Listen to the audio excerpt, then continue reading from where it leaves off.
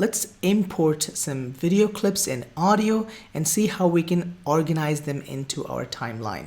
If you want to follow along with me, you can just download the files that I've shared in the supportive document. These are 3 different video clips and 1 audio clip. So make sure that you download these and put them in the same folder that you have created your project in. You can name them as clips or you can name them as footages as you like. So once we have these files, let's go ahead and choose File and Import. All right, we can also do the same thing by just double clicking on our project window. We also have a media browser, but let's just focus on the project folder right now. So double click here and that opens up the import window, and we can go to the Premiere Pro class and there you will find the clips that we have. All right, so now I'm just going to select all of them. Okay, so there's 3 video clips and 1 audio clip. I'm selecting all of them and I'm going to say open.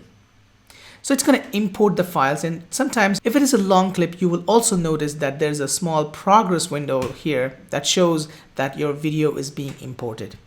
Now, I have these files. They're in slightly different aspect ratio or different sizes. Okay, so to check them, we can actually right click on, let's say I right click on this clip number 1 and I go to properties, and there you'll see we have a video clip that is of 2560 pixels width and 1440 pixels height.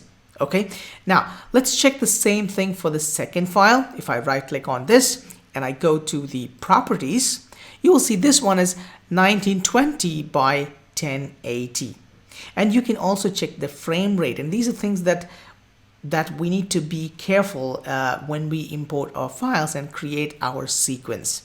All right, let's check the same thing for the next one, and we have let's say here also 1920 by 1080 and 30 frames per second. So I can see that these 2 clips are a little low resolution compared to this one. This is a little higher resolution. You can have a little preview here. That looks cool. And it's a nice way to just preview your clip how it is, right? Okay, now we also have the audio clip. Now, once we have imported our video clips and audio here, now next step is to create a sequence. Now, everything that you do in editing is going to happen in our sequence, and the sequence is basically what you will see in your timeline. As you can see now, we have source monitor, which is empty. We have program monitor that is empty, and our timeline is also empty. There's nothing there. We just brought in our video clip and audio clip. Now it's time to create the sequence.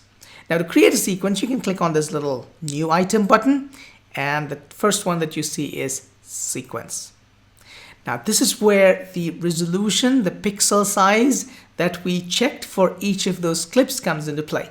Okay, so now we have 2 clips that are in 1080 and 1 clip that is 1440, that is a little higher resolution than 1080. So I would suggest that it's better to stick to 1080 as the standard size, okay, and 30 frames per second here as well.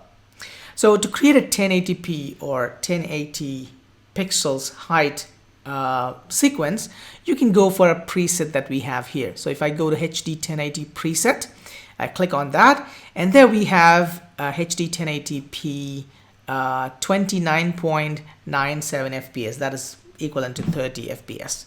So I'm going to click on this. You can also create a custom sequence settings by going here and just changing all these numbers. Let's just stick to this one right here. I'll go ahead and give a name to this. This is going to be called as, let's say, these pictures are actually from our Thailand trip. So I'm going to name it as Thai trip. Okay, so you can name, you can give any sequence name that is suitable for that particular project that you're working on. I'll click OK now. And that creates a sequence here. You can see that it has the name that I just created, and you will know that this is a sequence by looking at this small icon. So the icon is like this. That means it's a sequence. And for the clips, you will see it has a smaller, different icon there. All right. So once we have our sequence ready, and you will see some changes in the timeline. And also you will see a black color window shows up in our program monitor. Now, if you have a lot of different clips and you want to organize them in a different way, you can also create bins here. So I can just click on this button that creates a bin. So for example, you can have, like, if you have a trip that is going to be like for different days, so we can say day 1, or let's say double click on that, day 1, and you can put all the clips that belongs to day 1 inside that folder. And you can create a second one, and let's say this is for day 2, and you can put the day 2 clips into that folder. If you have audio clips like background music or something like that, you can create another folder for that and put them in there. And your sequence can simply stay outside, no problem. If you want to create multiple sequences as well, you can also create one folder for your entire sequence to stay in. Okay, so this could be like Thai trip, sequence, or group. So this way we can just organize our project window to keep things more easier for us to access to.